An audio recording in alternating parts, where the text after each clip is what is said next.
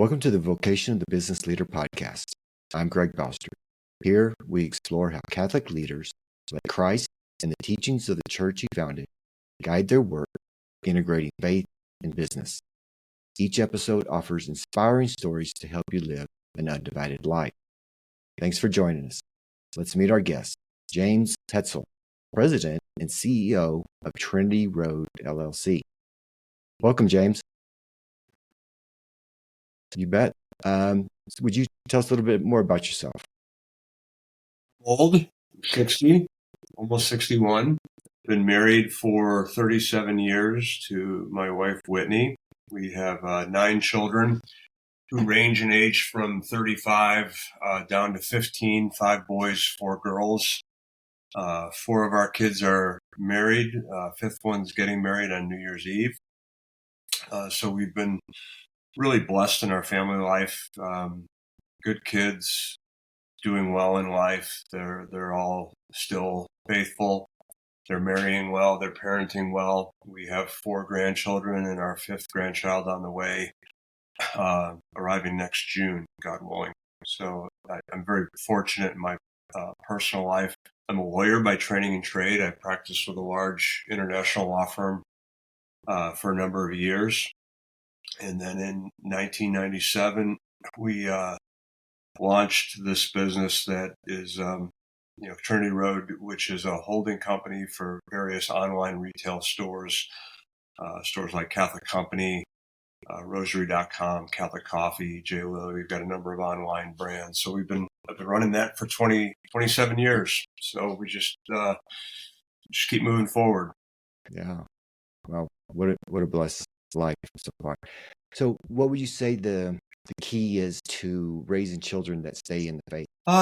It's really hard. I mean, it's hard in this culture. Everything is coming at them that's contrary to the values, the virtues that we hold dear, the beliefs of our faith. I think first and foremost, my wife and I have been completely unified in our worldview and in our faith, and they see that. There's often the stories about actions speaking louder than words, and certainly my actions aren't perfect and my words aren't perfect. But I think the kids have seen my wife and I aligned in trying to live truly Catholic lives, and even when we fail, they see that we're trying.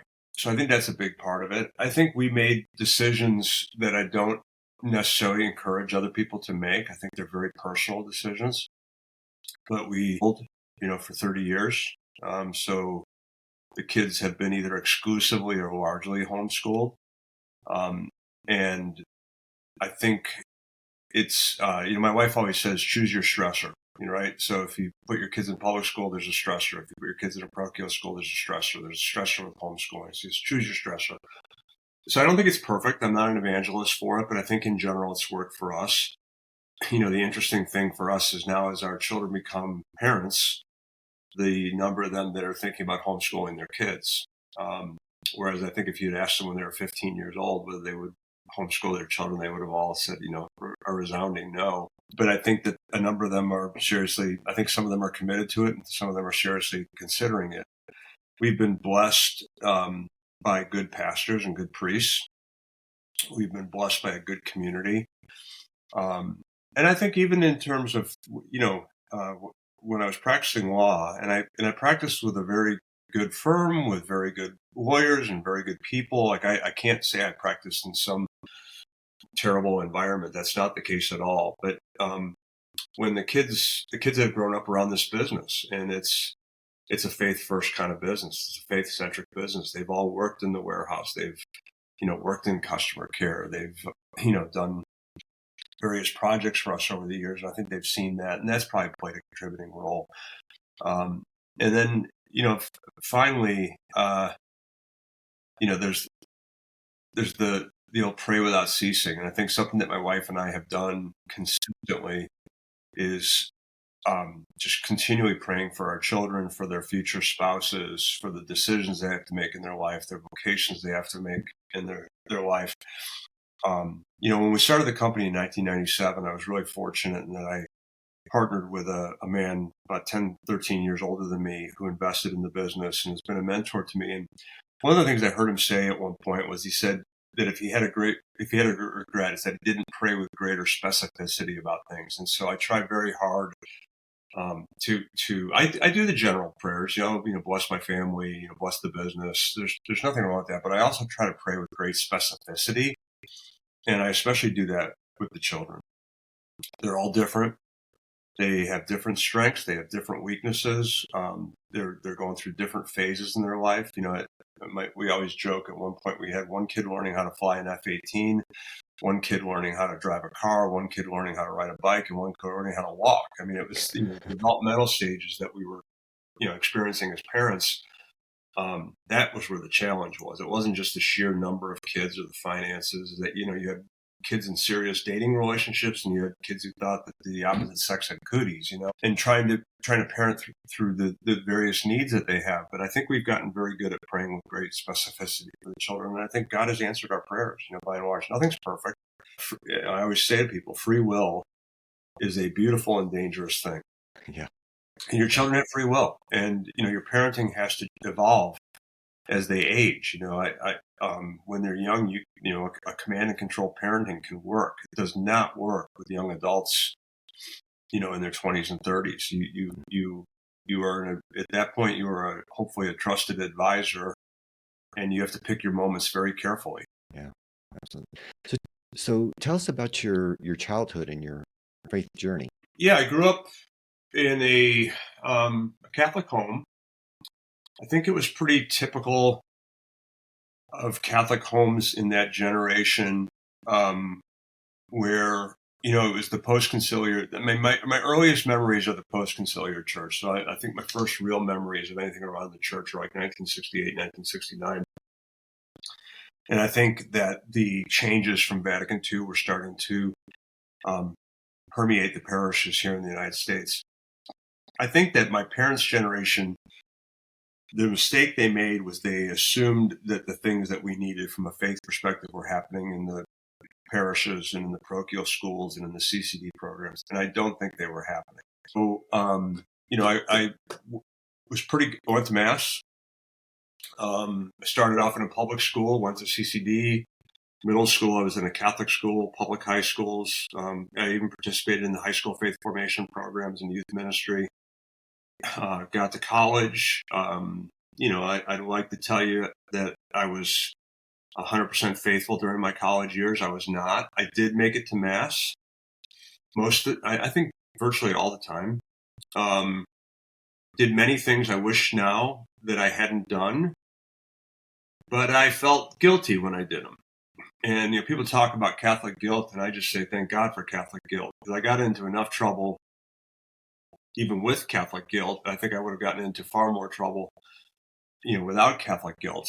But the long and short of it is I got into my 20s, and I did not really know much about my faith. And so it was through my wife's conversion to Catholicism, which sadly I don't think I played much of a role in. Sort of a weird turn of events that I'm happy to talk about, a very providential turn of events. My wife began moving towards Catholicism, and as she educated herself about the faith, I really came to understand the faith for the first time, 24, 25, 26 years old. And I found myself kind of angry that, none of this had been taught to me. I mean, some really profound and, core teachings of the church, I didn't really understand after all those years in youth ministry and in campus ministry and in parochial schools. I don't know if I was just stupid, but in talking to many people my age, we seem to all have that same experience. So something went off the rails. And I think the mistake that my folks made, and they were good people, was that they just assumed we were getting it and we weren't. So, I feel very lucky even then. When I connect sometimes with friends from childhood or from high school, many of whom have left the church, I just feel sad. I feel sad that we didn't get it then, and I feel fortunate that somehow it did come to me. through my wife and through a number of blessings. But I feel sad for those who didn't get it because they've missed out on the richness of this. I mean, honestly, I have to pinch myself sometimes. If that hadn't happened, if my wife's conversion hadn't happened, we wouldn't have 9 children. We wouldn't be, my life would be so different and so less complete and so less fulfilling than it is now, that it's just, I feel really blessed by, this providential hand of God that's, through just fortune, I've ended up here. So when you were married, your wife was not Catholic? No, she, so we were from where we grew up outside of Chicago. In our case, really about 3 towns, maybe 4 towns came together and shared a school district for high school. She was 3 years younger than me. So it's not like we were childhood sweethearts, but when I was just out of college, she was an undergrad and I was working for the university. Her older sister was a friend of mine from high school. So we started running together. I always joke, we started running together, and the next thing I knew, we had 9 children. It's just all has gone so fast. But no, she was not. She was raised in a Protestant family, church attending family. I think she had a faith life, but she was not Catholic. She did agree to that we would raise the children Catholic. I think she always had a fascination about Catholicism. I think that there was an anti-Catholicism in her family, but like I live in the South now, and there can be an anti-Catholicism here that is really doctrinally driven. I think that where we grew up, it was more culturally driven. The town that, again, 4 towns came together. One was old money, one was new money, one was no money. Not really, I mean, but one was more middle class than the other. And that town, which was where I lived in high school, was pretty heavily Catholic. I mean, everybody had Irish or German or Polish, last names for the most part. And I think there was just a cultural bias. My family lived right next to a country club where my wife's family belonged to, but, it wasn't probably until the mid 70s that they had any Catholic members. That was the way Chicago was, I mean, there were Catholic country clubs, Jewish country clubs, Protestant country clubs, and just all these cultural biases. So I think there was a cultural bias against Catholicism. But we had an interesting experience. I've told this story before. One of my friends happened to settle in Charlotte, North Carolina, where I live now, just coincidentally. And we came to visit him and his wife, and they had a baby about 6 months older than our baby. And on Saturday night, I said to my wife, I'm going to go to the vigil mass with Tom so we can drive back to the Midwest the next day. And she didn't. Sometimes she went to mass with me, sometimes she didn't go to mass with me. She said, I'll go. So we go to mass. We went to St. Gabriel's Catholic Church in South Charlotte. And baby starts fussing, and she takes the baby out into the narthex, and they have a book rack there, prayer cards, how to make a good confession, how to pray the rosary. And there was a book in there called The Silent Holocaust. And it was by a Jesuit priest who took a year sabbatical from teaching to work in the pro-life movement. And if we had any kind of an argument in our marriage, it tended to be around abortion. I was, even though I was poorly formed, I was adamantly pro-life. And Whitney fell into that very typical group of people who said, I don't agree with abortion. I don't like abortion. I think abortion is wrong. I would never have an abortion, but who am I to tell somebody else what to do? And we would have these, discussions, debates, arguments about this.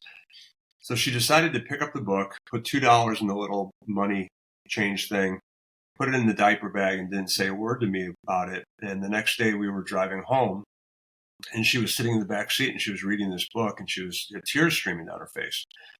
And this book, did in about 4 hours what I had not been able to do in 4 or 5 years, which was completely convince her that her position on abortion was wrong. And so when we got home, she was she had her graduate degree in psychology. She contacted the archdiocese, said, I'm not even Catholic. I'm not sure why I'm calling, but I want to do something. And they got her involved in Project Rachel and Birthright. And she was the only Protestant. And all the Catholic volunteers started giving her books to read, and she read her way into the church. And while she was reading her way into the church, I mean, I remember it clear as day. We'd be laying there in bed at night and she'd be reading these books and she'd say, did you know this? And did you know this? And did you know that? And I didn't know any of it. So her conversion kind of led to say I reverted it's not proper because I never left, but her conversion led to my first full understanding, much more full understanding of the faith. So, and then the odd thing about this whole story was I told that very story a number of years ago at Franciscan University. I was giving a talk at Franciscan University, and my friend and mentor and business partner Bob Gallagher was there, and he came up to me afterwards and he said, "You never told me that story before." And I said, "No, I didn't mean to keep it from you." And he said, "It's just amazing." He said, "I was the chairman of the pro-life group at St. Gabriel's, and I bought those books, all those years before and placed them in the narthex that ultimately led to my wife's conversion. And then through this, again, I always use the word providence. If the dictionary definition of providence, they talk about the benevolent guidance of God, the unseen hand of God. And, so the actions of this man played a role in the conversion of my wife. And then ultimately we've built this Catholic business. He invested in it, invested in me, and has mentored me and, been a great friend to me and a great role model to me. And just, this just amazing circle of faith. Yeah. Wow. That's amazing. That's awesome. When you were first married, did you guys talk about having a large family? No. And, being totally honest, we were contracepting.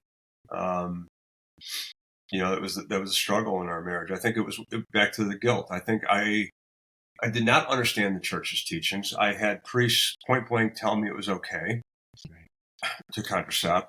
I think we thought we had 2, maybe 3 children. I thought for sure 2, probably 3. And then, through her conversion, we had a change of heart regarding contraception and the openness to life.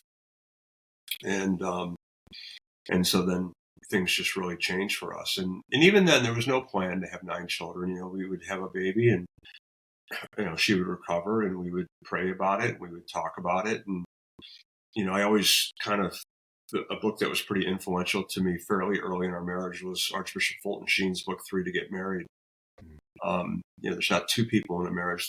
There's 3 bodies in the marriage. There's God and then the husband and the wife. And so, that's always an interesting thing. I had a recent conversation with a very faithful Protestant about this. And, the points, I'm not making a new point, but the point has been made that these good people will pray about everything. They'll pray about everything. They'll pray about where to go on vacation, whether they should buy a car, whether they should buy a house. But the one thing that they want to kind of keep, many of them want to keep to themselves is the ultimate power we have as human beings, which is the creation of life. So I feel more blessed by that revelation than any others, because it happens all the time where I'll look at my younger kids and say, if this miracle of my wife's conversion hadn't happened, these kids would not exist. Yeah. And I just feel so fortunate, that they do. I'm so blessed. And it's such it's an eternal gift, right? You're creating a soul for all eternity, and God willing, they will have children who exist for all eternity. And if, you just think, but for that moment, it's the power that we have to co-create a life is, it's amazing. It's just amazing. Yeah. So early in your career, you were an attorney for that large international firm. Tell us about your experience there and then how you discerned away from that profession. Well, I think it was like a lot of people. You're a fairly decent student and you don't know what you want to do with your life. So you go to law school, I heard a great joke when I was in law school during a recession. And I remember someone said, law school is like a medieval city under siege. Everybody on the inside wants out. Everybody on the outside wants in, and everybody on the inside wants out. And so I had, I was good with language, with English and political science and history, kind of more the liberal arts side of things. Didn't have much business I think I took one undergraduate accounting course and maybe one economics course. Kind of bounced around a little bit in my early 20s, didn't know what I wanted to do. And I ended up in law school. And, I did fairly well in law school. And so that opened, doors, and I went to a large firm. And I didn't dislike it. The people were good people. I was lucky in that several of the partners who I did work for they were good lawyers, and they were good men. They were good husbands. They were good fathers. So sometimes you'll hear these stories about these sweatshops and lawyers being forced to do unethical things. I never experienced any of that, but I just never felt like it was where I was going to be long term. I thought it was a place to pick up some business skills, to right the ship financially. Pay off student loans, kind of reset the deck. But I don't know that even in my 3 years out of law school, I was sitting there going, oh, I just can't wait to be a partner at this place. I just always thought that I was probably heading somewhere else. And I had done some work on the business formation side and on the venture finance side of law. And so you were working with these people who were funding startup and fast growth businesses. And I was more interested in what they were doing than in what I was doing. And we had reached a point where we had just had our fourth child, and life was about to change. We were about to go from the starter house to the more expensive home, from the smaller car to the bigger car, from the public pool to the country club. And I just had this insight that we were going to get trapped.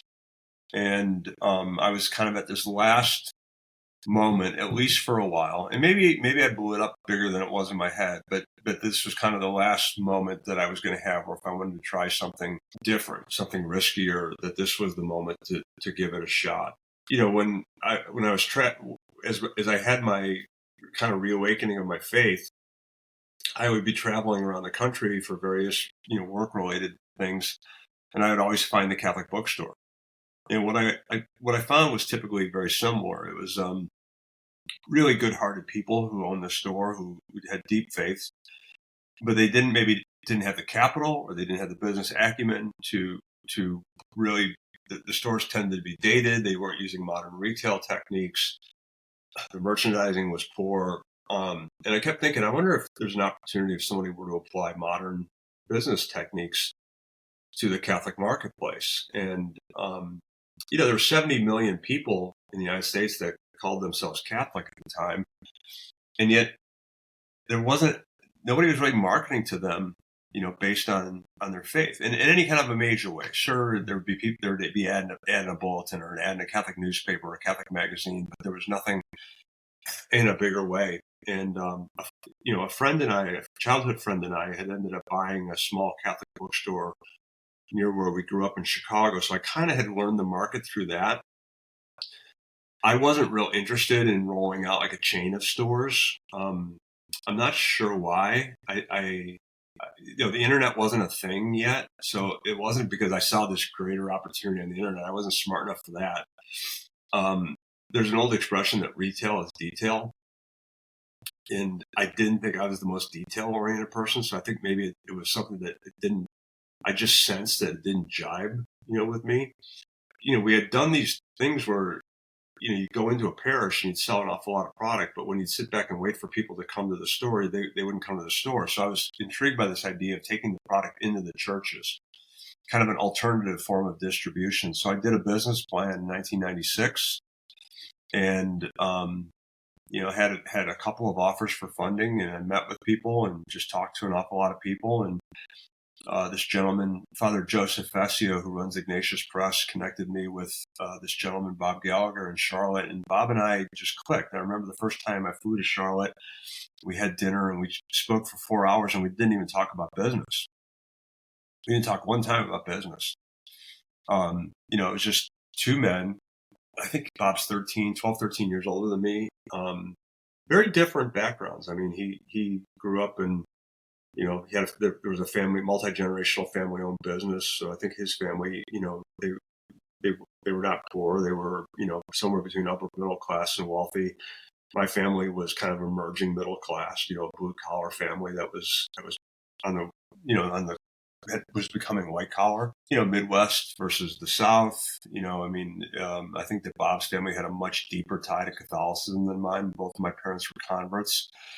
Neither one of them for, the greatest of reasons. You know what I mean? It's just my my mom was raised Quaker, and she started going to friends' weddings in the 50s, and it was the Latin Mass then, and it was, the Quaker meeting on one end of the spectrum, the Latin Mass on the other, and she just thought the Latin Mass was really beautiful, and that was what led to her conversion. And then, my dad, converted because my mom probably made him.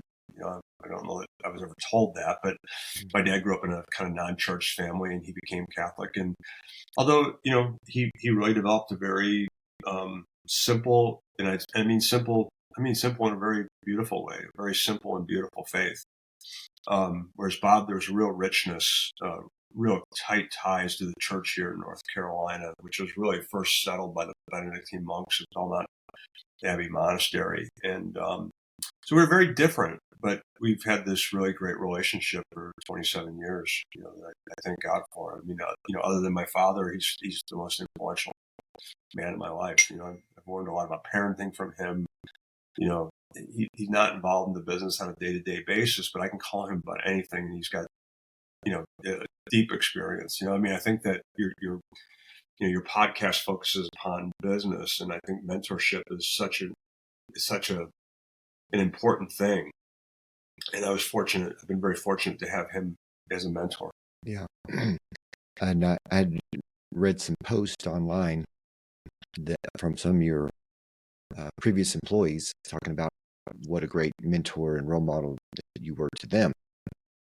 So would you tell us a little bit about how important it is to be a role model to your employees, knowing that someday they may leave the business, and to develop your employees?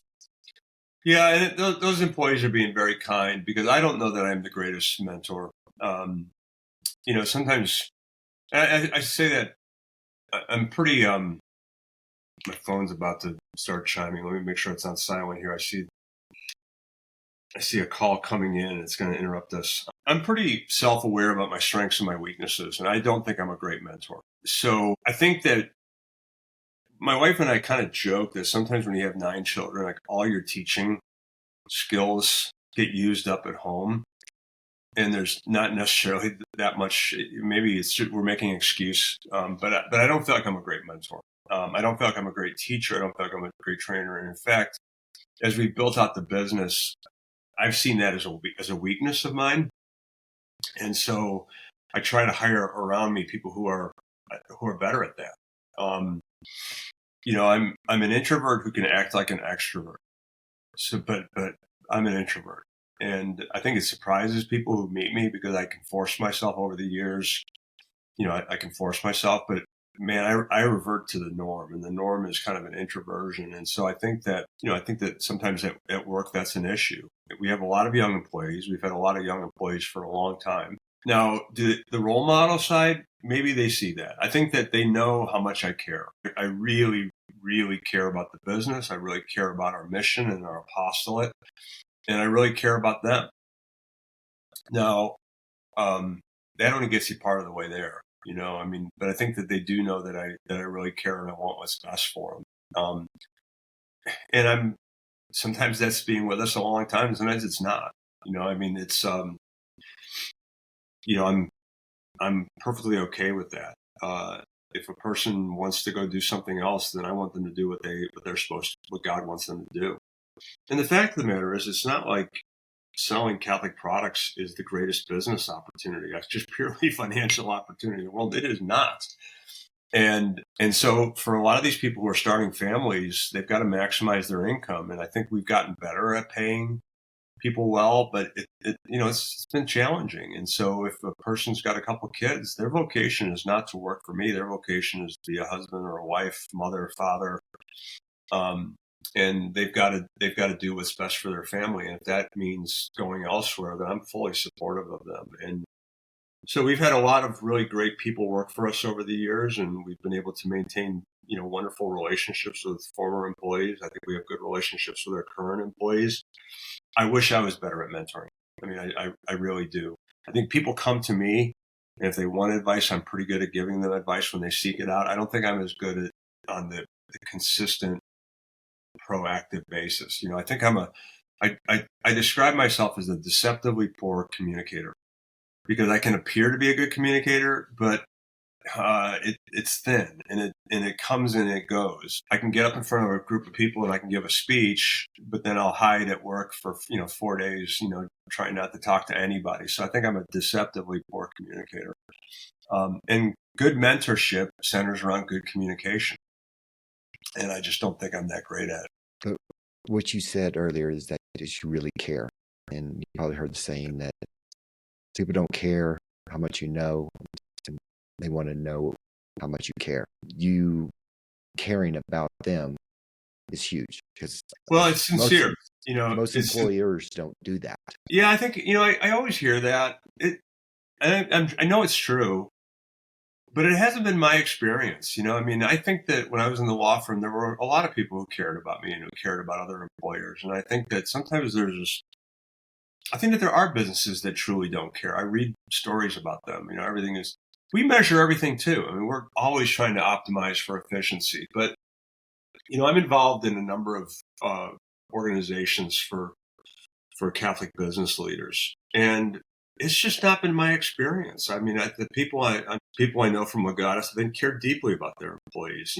There's a group that's growing called Cent Ventures.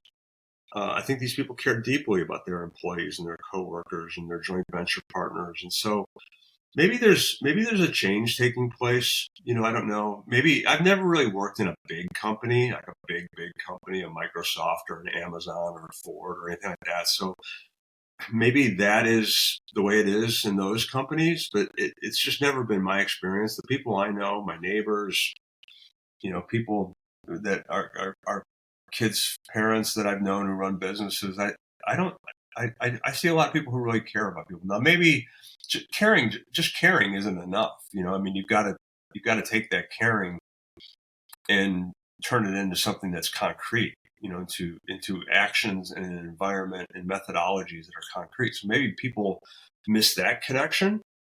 But I've been very fortunate to be around a lot of people in business who I think really, really do care a lot about their employees, about their customers, about their, our vendors, the people we buy from. I think they care about us as a business. We formed relationships with those people. I've traveled around the world with them. I think they care about us, and I care about them. So maybe there's a softer side of business that's emerging. I just don't know. In my personal life, I just don't know these people who are just everything is about the bottom line. So maybe I'm a little contrarian on that, but that's just not been my experience. I think you're running in good circles. I think so. But even when I was in a secular law firm, I think it was a good place, good people. That's good. So your business is obviously very Catholic. What advice would you have to a Catholic business leader of a secular business, the importance of living an undivided faith and work life? Well, I don't think there's anything about Catholic teaching that is meant to exclusively reside within a Catholic business. I mean, I think the Catholic principles, they can be applied if you're running a Fortune 500 company, if you're running a medical practice, if you're running, a small family-owned business. So I'd say the first thing is to not bifurcate your life, where you've got your Catholic life and then you've got your business life. I think people do that. I think that one of the things living in the South that I've seen is that the evangelical community is just much more open about their faith. Catholics would kind of want to hide it under the bushel basket, using the scriptural reference. And I think we got to be careful. I think on the one hand, I don't think it's great. There's also scripture about, running around going, Lord, Lord, and getting everybody to look at you and how faithful you are. But the other thing is to kind of hide it. And, one of the things when I was practicing law, I was just a peon, right? When I started, I was just, I was a nothing in this big law firm. But in fact, I'm staring at it right now. I have on my wall right here is the giant Hans Holbein portrait of St. Thomas More, the patron saint of lawyers. And people would come into the office and want to know who it was. And I would tell them, I've got various knickknacks on my desk that I had all the way back then. I always kept a crucifix next to my phone. An old priest friend had told me, keep the crucifix next to your phone. Every time it rings, just offer up a prayer for whoever's calling you. So I didn't publicize it. But I didn't hide it either. And I was always available to answer questions about my faith. I was pretty good about getting to a noon mass. People knew I was going to mass. If I had a business thing that I couldn't avoid, I would go to the business thing. But if I could avoid it, if I could reschedule it either earlier or later, I would do that. And people would ask me why. And I say, because I'm going to mass. So I think don't bifurcate your life. The better the Catholic you are, the better the executive you'll be, the better the employee you'll be, the better the manager you'll be. I think the Catholic principles translate extremely well into most workforces. And if they don't translate well, it's probably not the place you should be working. Right. Yeah. And I think that this is increasingly an issue right now where a lot of, especially the big corporations, have essentially decided to side with thinking that is contrary to Catholic thinking. So, you've got companies that have gone, all in on things like abortion, gone all in on things like the transgender movement. And so you work there, I had a young man tell me, he works for a big entity and he had to, on his LinkedIn bio, he had to change the logo to a rainbow colored logo. I think that's where these things get to be really challenging. And I don't know exactly what the answer is. But I do know that even at huge corporations like Microsoft and Amazon, I was speaking with a priest who a big part of his ministry is working with the tech community out in Silicon Valley and in Seattle. And there's large groups of Catholics from these entities that he goes and offsite offers mass for them. So you have to figure out what is appropriate for you. I hope get good spiritual direction from a good priest. But that is something that was different. I didn't deal with much of that. I had a little snit at one point with the United Way because the United Way was supporting, abortion centers, and I didn't want to give money to the United Way. But that was the only time. It came up for me. It was a different era. It was early 90s. It's a very different time than right now in some of these large corporations. I think there's a little bit of a backlash happening, and you might see some of these companies backing away a little bit from some of that. I'm not sure. I think certainly Bud Light regrets some of the things that they've done, over the last year. We'd like to have back a few heavy-handed things. So maybe that'll spread. Yeah. So as you said earlier, that Trinity Road is a holding company. Could you tell us a little bit more about the companies that are under Trinity Road? Yeah, our largest and best known brand is Catholic Company, CatholicCompany.com. We're the largest retailer of Catholic products in the world.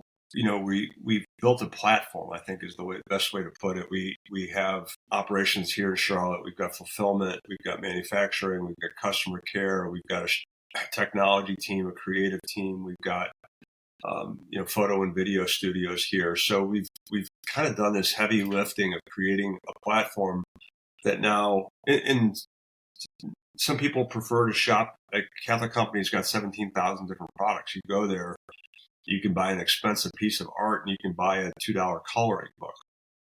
And some people prefer that. Some people prefer a boutique experience. So we've got we've got a Catholic home goods boutique called J. Lily. We've got a rosary boutique at rosary.com. A couple of years ago, just strange turn of events, we sort of stumbled into coffee as a business, and we have Catholic coffee, and we've established a full-blown roastery in Charlotte. We've got 4 roasting machines. We've got commercial grinding machines, packaging machines. We've got a K-cup machine that can produce 3,000 K-cups an hour. So we've got this platform here that now it's pretty easy for us to test and we'll test a concept and we'll see if we get traction on it. And if we get traction, we can move with it. So that's what I mean by a holding company. It's just kind of various properties with shared finance, shared technology, shared creative. So that's what we have here in Charlotte. So where would be the best place for a listener to go to find out more about your different businesses that you lead? Well, I think, there is a Trinity Road website. I don't ever pay much attention to it, but I think there's probably information on everything that we do there. I'm not much of a self promoter. I always joke that kind of one of my goals in life is to live a life of virtual anonymity. But I think, you can learn about the various businesses at Trinity Road. Most of our products are available on CatholicCompany.com. We do a couple things that are pretty neat. We have a morning devotional that goes out every single morning, and we've been doing this for about 10 years. It's called the Morning Offering. And we have, I think, around 510,000 subscribers, people who get this every morning. We then started an afternoon catechetical newsletter that goes out to about 380,000 people. I call it Get Fed. So you can go to morningoffering.com, getfed.com, and last year we started an evening version called Night Prayer, which is already over 400,000 subscribers. So a lot of people come into touch with us through that. They get a daily devotional that's not, it's not even very commercial. It's really, to me, it's super moving. On every, any given day, we have over 500,000 people who are praying together via our work. It's something that's very edifying to me. And it's always interesting. I always think, maybe when I die and I'm standing on my judgment day, I'm going to find out that this whole thing was about somebody who was touched by the morning offering who never even bought anything from us.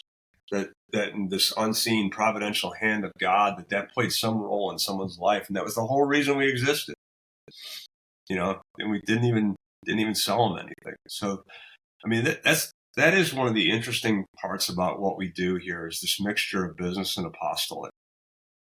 And I've told people, when I was starting the business, you anticipate what are the problems going to be. And I think I anticipated almost all of them. I anticipated cash flow issues. I anticipated, marketing changes, and I anticipated competition. I anticipated personnel issues.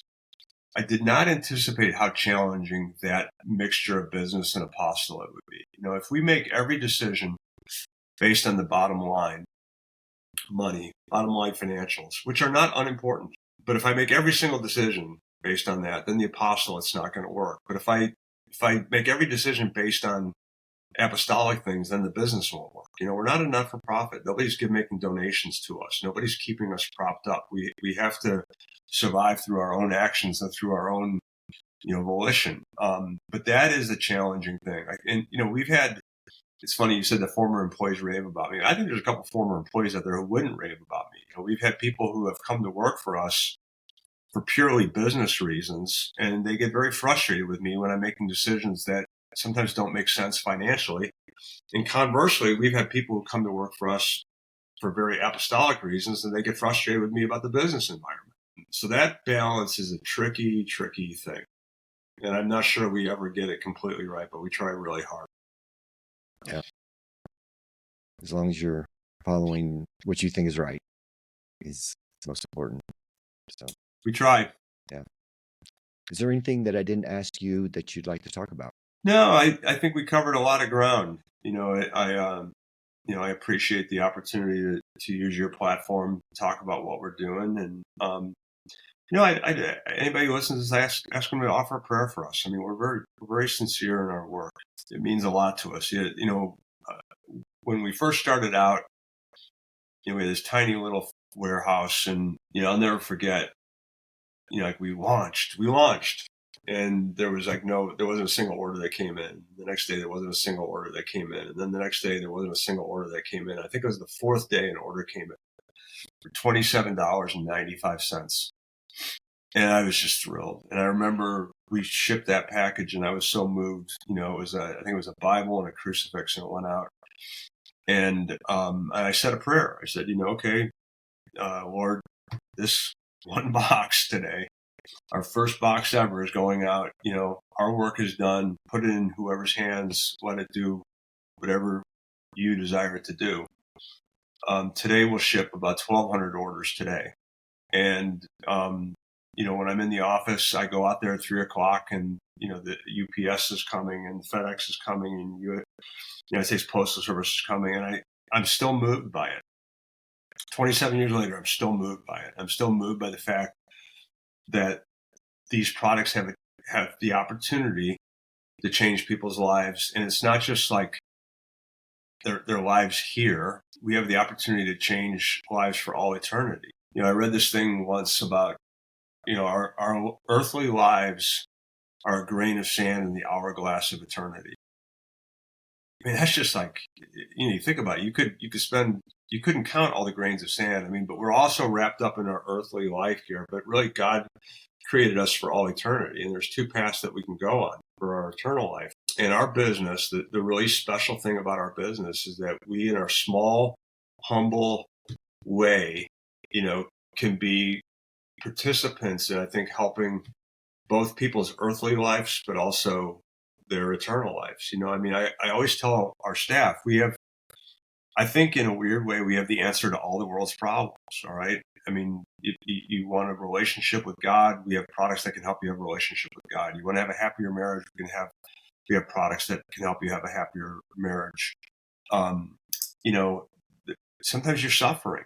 Okay. Like, I don't have a product that takes away your suffering, but I have products that can help you to understand that in your suffering, there's a chance to offer up your sacrifices, offer up your pain, offer up those sufferings, and to mortify those sufferings and to join Christ, the crucified Christ on the cross. So it's a great privilege to do what we do, and it's something that I'm just very thankful that it's never become rote for me. It still moves me.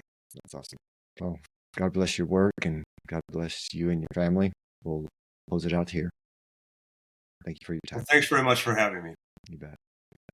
Thank you for joining us today's episode of the Vocation of Business Leader podcast.